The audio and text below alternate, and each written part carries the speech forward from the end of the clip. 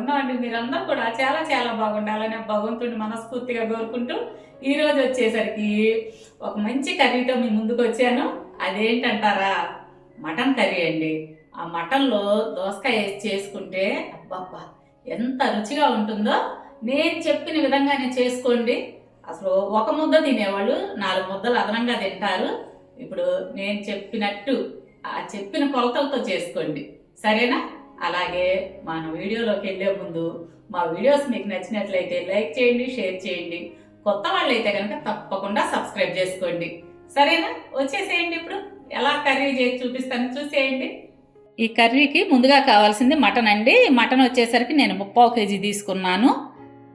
ఈ మటను లేత మటన్ తీసుకోవాలి. మీరు షాప్లో మీరు అడగండి, మాకు లేత మటన్ కావాలని. మీరు లేత మటన్ అని గుర్తించడం ఎలాగంటే లైట్ పింక్ కలర్లో ఉంటుంది. ముదురు మటన్ వచ్చేసరికి బాగా రెడ్గా ఉంటుందన్నమాట. అట్లా రెడ్గా ఉన్నది తీసుకోబాకండమ్మా, బాగోదు కర్రీ కూడాను. ఇది 1కి 4 సార్లు శుభ్రంగా తెల్లగా వచ్చే వరకు కడిగి పెట్టుకోండి. నేను ముందుగానే కడిగి పెట్టుకున్నాను. ఇదిగోండి, పాన్లో వేసుకొని కొంచెం ఉప్పు వేసుకోండి. అంటే ముక్కలకు పట్టాలమ్మా, అందుకని చెప్పి ఉప్పు వేసుకోండి. కొంచెం వాటర్ వేసుకోండి. వేసుకొని ఈ లేత మటన్ అయితే ఒక 4 విజిల్స్ రానివ్వండి. ముదురుదైతే 6 విజిల్స్ అలా రావాలన్నమాట. ఇప్పుడు మనం స్టవ్ వెలిగించి ఈ మటన్ని ఉడికించుకుందాం.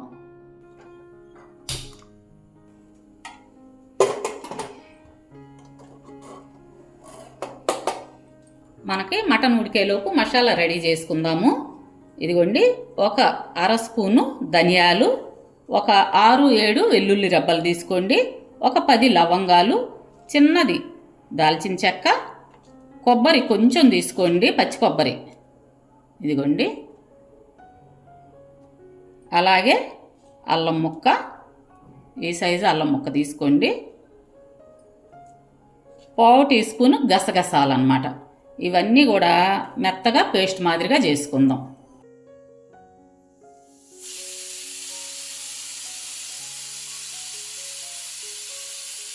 ఇప్పుడు మసాలా వేసి పక్కన పెట్టుకున్న తర్వాత మనం దోసకాయ కట్ చేసుకోవాలి.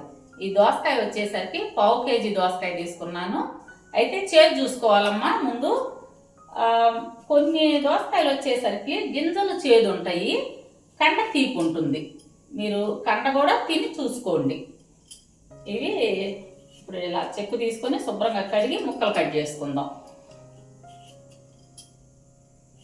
ఈ మటను దోసకాయలోకి గింజలు వేయకూడదు. గింజలు వేస్తే కసకసలాడుతా టేస్ట్ ఉండదు. గింజలు లేకుండానే వండుకోండి.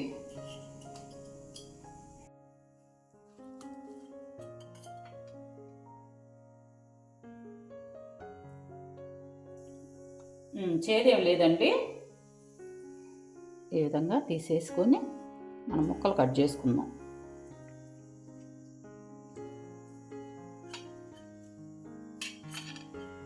దోసకాయ మాత్రం బాగా గట్టిగా ఉండాలమ్మా.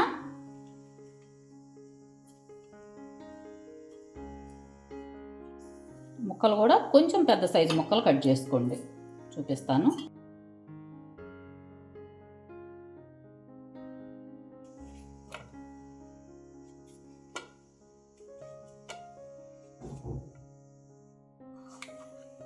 ఇదిగోండి, ఈ సైజు ముక్కలు వచ్చేటట్టు కట్ చేసుకోండి.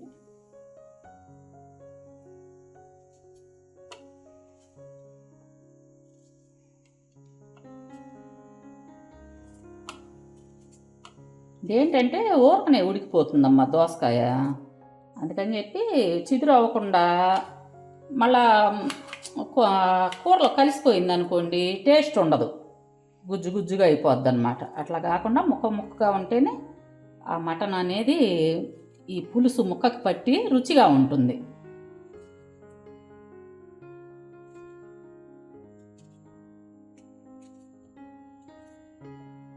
ఇదిగోండి, ఈ సైజు ముక్కలు కట్ చేసుకోండి.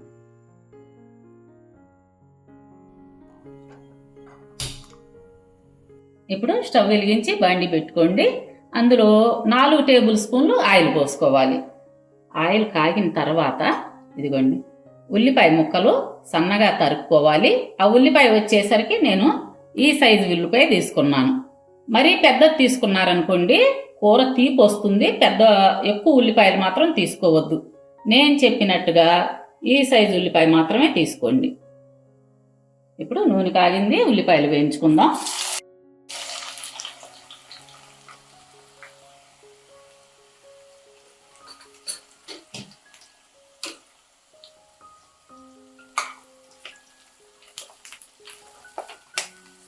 ఉల్లిపాయలు వచ్చేసరికి దోరగా వేగాలి.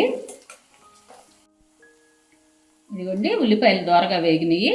ఈ టైంలో ఒక్క టమాటా అన్నమాట ముక్కలు కట్ చేసుకున్నాను. టమాటా వచ్చేసరికి ఈ సైజు టమాటా తీసుకున్నాను. ఉల్లిపాయ వేగిన తర్వాతే వేసుకోవాలమ్మా, లేకపోతే పచ్చి వాసనగా ఉంటుంది. ఈ కర్రీలకు కానీ పిండి వంటలకు కానీ కొన్ని చిన్న చిన్న టిప్స్ ఉంటాయి, అవి పాటిస్తే చాలా టేస్టీగా వస్తాయమ్మా. అసలు ఎంత రుచిగా ఉంటాయో తినేటప్పుడు.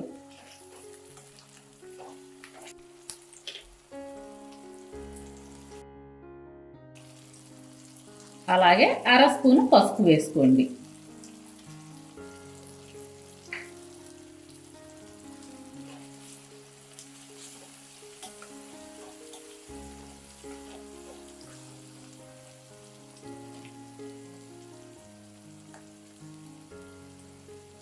అదేవిధంగా ఇందాక మనం మసాలా పట్టి పెట్టుకున్నాం కదా మిక్సీలో, ఆ మసాలా వేసుకొని వేయించుకోవాలి.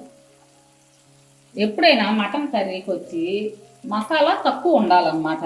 చికెన్కి వాటికి మసాలా ఎక్కువ ఉన్నా బాగుంటుంది, కానీ మటన్కి వచ్చేసరికి మసాలా ఎంత తక్కువ ఉంటే ఆ మటన్ కర్రీ అంత రుచిగా ఉంటుంది.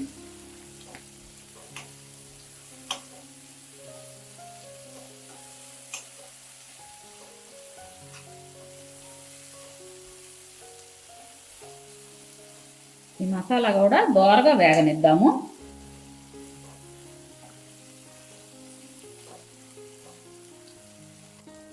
ఇదిగోండి, ఇప్పుడు ఈ దోసకాయ ముక్కలు వేసుకుందాం. మసాలా చూసారా వేగింది, అట్లా వేగాలన్నమాట. ఇదిగోండి దోరగా వేగిందన్నమాట.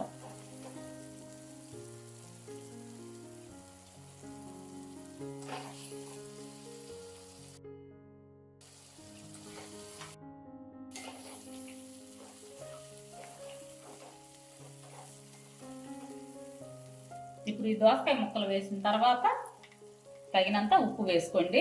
అమ్మ చూసి వేసుకోండి, ఎందుకంటే మటన్ ఉడికిచ్చేటప్పుడు ఉప్పు వేసాము. మరలా ఇప్పుడు దోసకాయ ముక్కలకు పట్టడం కోసం ఉప్పు వేస్తున్నాం అన్నమాట. ఇదిగోండి, ఇప్పుడు దోసకాయ 3 వంతులు మగ్గింది చూడండి. ఇప్పుడు ఈ టైంలో మనం మటన్ వేసుకోవాలన్నమాట.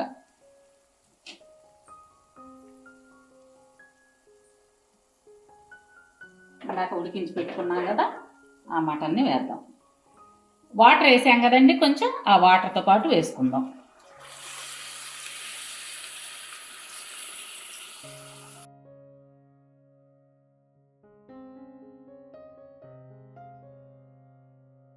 ఇప్పుడు గ్రేవీ కోసం విడిగా వాటర్ పోయిన అవసరం లేదు.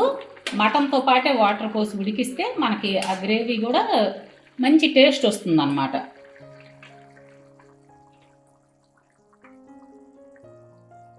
ఇప్పుడు మీ రుచికి తగినంత కారం వేసుకోండి.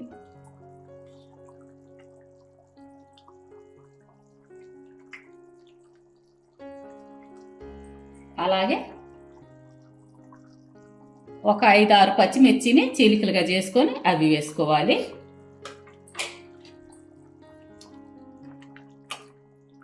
ఇప్పుడు వచ్చేసరికి మీడియం ఫ్లేమ్ మీద ఉడికించుకుందాం.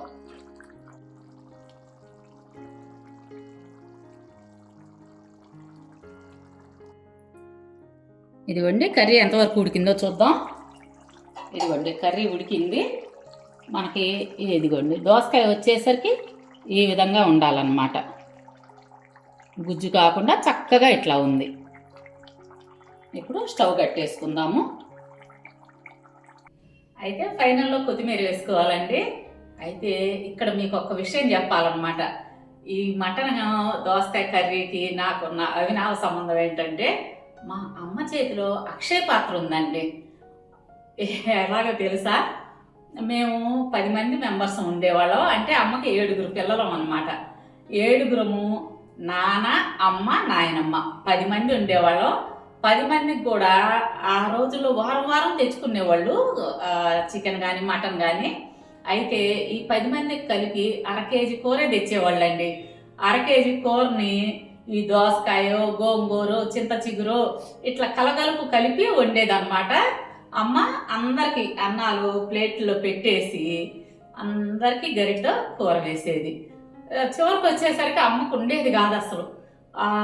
అమ్మ నీకేదమ్మా అంటే అమ్మ ఏం చేసేదంటే కూర గిన్నె అంటే అప్పట్లో చట్టి అంటాము, చట్టిలో వండేదన్నమాట.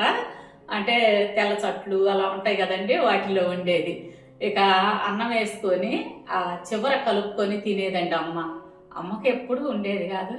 అమ్మ కదండి బిడ్డల కడుపు చూస్తుంది కానీ తన కడుపు చూసుకోదు. ఇదిగోండి, సారీ ఏమనుకోవద్దు, ఎమోషనల్ అవుతున్నాను అమ్మ విషయం వచ్చేసరికి. ఇప్పుడు కొత్తిమీర వేసుకొని ఈ కర్రీని సర్వింగ్ బౌల్లోకి మార్చుకుందాం. ఈ కర్రీ రెడీ అయిపోయిందండి. కొత్తిమీర వేసాను కదా, ఇప్పుడు సర్వింగ్ బౌల్లోకి మార్చుకుందాం.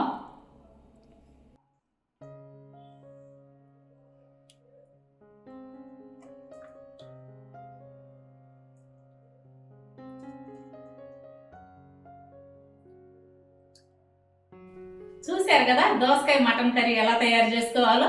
ఇదే విధంగా వండుకొని తిని చూసి ఎంత టేస్టీగా ఉందో నాకు కామెంట్స్లో తెలియజేయండి. రేపు మరొక మంచి వీడియోతో, అది కూడా మీకు యూజ్ అయ్యే వీడియోతో మరలా కలుస్తాను. అప్పటి వరకు బాయ్.